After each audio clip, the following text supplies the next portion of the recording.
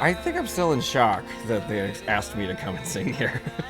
But it turns out it's actually happening, and I'm so honored. I mean, I love to sing for anybody who will come, but New York has really opened its doors to me in a way that few cities have. And if you go to New York City, don't forget to bring her something in return. When I was 9 years old, I found my way into the St. Louis Children's Choirs. I can't imagine going to a school without choir or band. I found so much release and safety, really, in those places. Literally feeling safe in those rooms.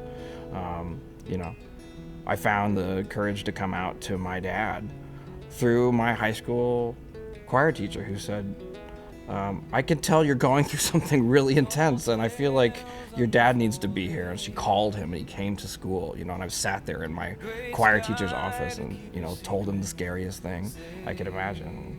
That's real. Winter beholding,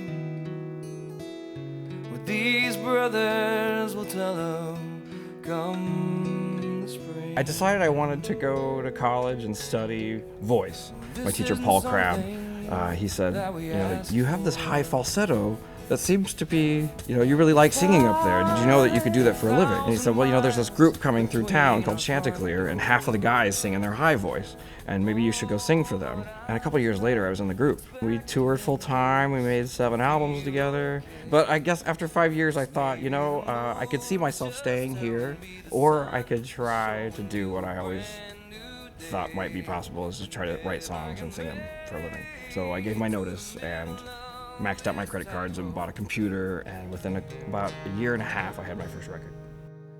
You rise up early in the morning. I usually don't start at an instrument. I try to start with a melody in my mind.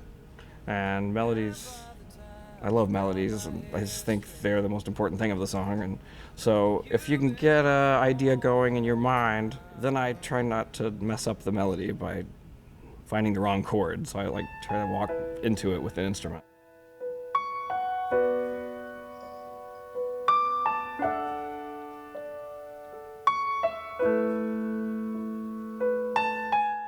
I'm a guy that looks for those, those bright moments where I feel like I have a revelation about life, or a beautiful hike when I see something like 100,000 butterflies in a redwood tree, and that's what I'm like, oh, let's go write about that. Let's capture that moment and keep that moment, forever in a song. Yeah, we're heading home now. And in my body there's buried some strange memory. I just feel like it's a real honor to have the stage. Maybe life is tough and it's a hard place to be in sometimes, but when you choose to sit down and listen to someone sing, it's a chance to let go of all that.